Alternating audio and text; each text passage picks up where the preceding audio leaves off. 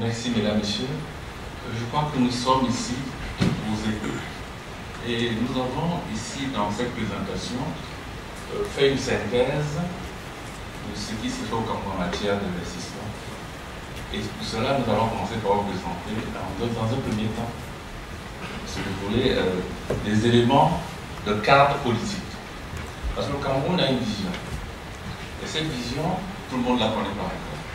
Et je crois que le moment est venu pour que la diaspora soit au courant de cette vision.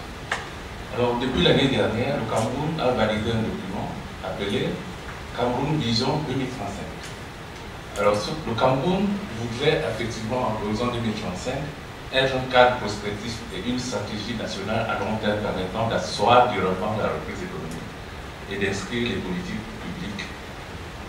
Ainsi, le développement du Cameroun se voit dans une perspective large parce qu'aujourd'hui, on ne peut plus raisonner sans voir le lendemain. Le Cameroun sort d'ajustement depuis des 20 ans. Et en matière d'ajustement, on faisait des politiques de court terme. Et comme nous sommes en train de sortir de cet ajustement, nous pensons maintenant voir plus long. C'est pour ça qu'on a engagé ce document de l'horizon 2030. Pour pouvoir continuer par rapport à ce document, le Cameroun voudrait donc devenir un pays émergent, démocratique et unique dans sa diversité. Et tout à l'heure, on vous a montré que le Cameroun, par hasard, est un pays particulier. Il est l'épicentre de l'Afrique. Et en tant qu'épicentre de l'Afrique, il regorge donc des ressources également de même nature. Et vous verrez donc que pour cela, il faut qu'on en profite. Et pour cela, le Cameroun a des défis. La vision la propose. Il s'agit de réduire la pauvreté au niveau universellement acceptable, atteindre le stade de pays à revenu intermédiaire. Parce que là, le problème, ce ne sera plus seulement un problème macroéconomique.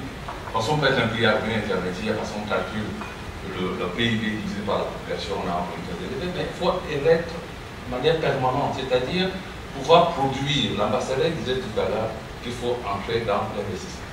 Parce que c'est l'investissement industriel, particulièrement, qui fera de nous un pays émergent. Et cela s'est dit, là, vous le voyez.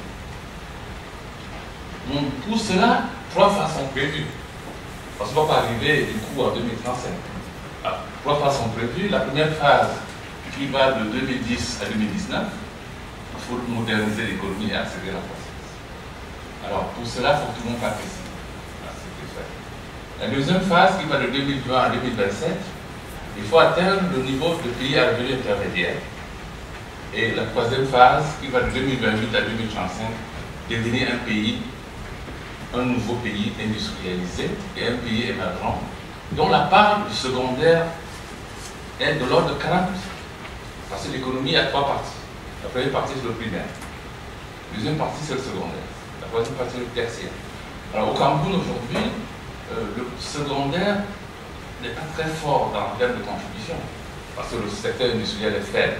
Et nous voudrons donc, à l'horizon 2035, que le PIB participe à 40% provenant du secteur secondaire. Maintenant, la vision, pour quand c'est consolide, il y a certainement des défis qu'il faudra relever. Il y a des défis, notamment consolider le processus démographique et l'enforcement de l'unité nationale, parce qu'on ne peut pas le faire s'il n'y a pas, si cela n'est pas fait. Il y a un défi de la croissance économique et de l'emploi, parce que ça c'est également important. Il y a un défi socio-démographique à travers une accentuation du poids de la population et particulièrement des jeunes. Il y a un défi purement urbain et l'aménagement du territoire, parce que nos villes grandissent très mal. Parce que quand on regarde une ville en Afrique, elle n'est pas très bonne à regarder. Par contre, il faut quand même avoir une planification urbaine acceptable. Parce qu'on a aujourd'hui des pollutions humaines dans les villes. Il faudrait qu'on pense autrement.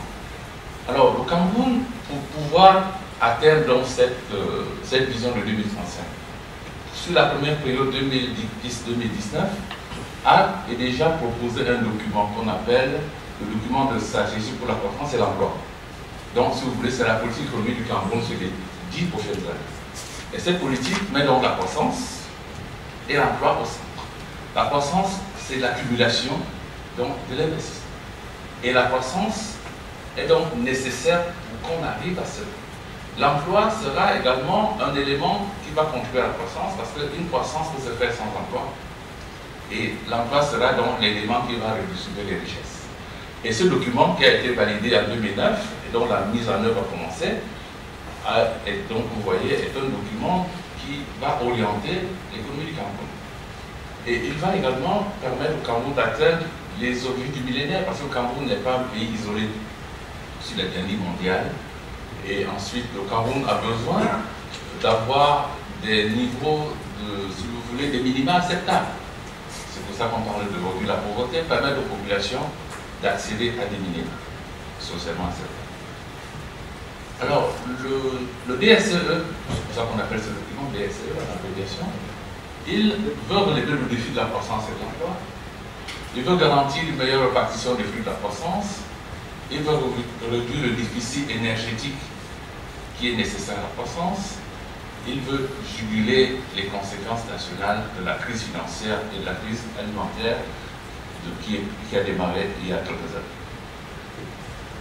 Ensuite, le DSE se présente comme un document avec, si vous voulez, 7 éléments: un cadre intégré de développement, un cadre cohérent financière, un cadre de coordination entre l'action gouvernementale et les appuis extérieurs, un cadre de consultation et de concertation avec la société civile, le secteur privé, les partenaires au développement.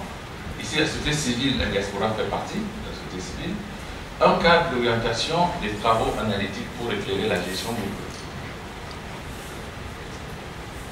Alors, le DSE, en termes de relations thématiques, il y en a, si vous voulez, 4. Le DSE se décline en 7 chapitres interdépendants. Donc, les 4 premiers, les 3 premiers que vous voyez: le revenu, la revue des politiques de développement, la vision du développement à long terme et les vues du DSE, la stratégie de croissance, la stratégie de l'emploi, la gouvernance et la gestion statique de l'État, le cadre macroéconomique et budgétaire, le cadre institutionnel et les mécanismes de mise en œuvre et de suivi du DSE. Alors, le DSE, si vous voulez, pour sa mise en œuvre, se fonde sur une politique nationale de l'emploi et de la formation professionnelle qui elle-même, cette politique, veut garantir, si vous voulez, et veut soutenir, veut lutter contre le chômage, le sous-emploi, la pauvreté, et qui a un certain nombre de fondements de cette politique de l'emploi. Cette politique de l'emploi pense, si vous voulez, repose sur 5 principes fondamentaux: donc la reprise effective de la croissance, la volonté politique ferme du chef de l'État de faire de la lutte contre le chômage, le sous-emploi, la pauvreté, un chemin de bataille dans le cadre du programme de garantisme, l'atteinte du point d'achèvement du Cameroun en 2006, également un élément qui comprend l'intégration de la dimension emploi dans le DSAP de l'époque, qui est devenu maintenant DSE, ce qui est fait, la formation professionnelle comme un moyen d'accès à l'emploi. Les principes de cette politique sont l'emploi comme une question d'intérêt national dont dépend le développement durable du Cameroun, préoccupation de tous et de chacun. Le niveau de croissance et de création d'emplois décents et valorisants est un indicateur de performance de l'économie nationale et partant de la bonne gouvernance. L'emploi comme un moyen efficace de répartition des flux de la croissance et partant de la richesse.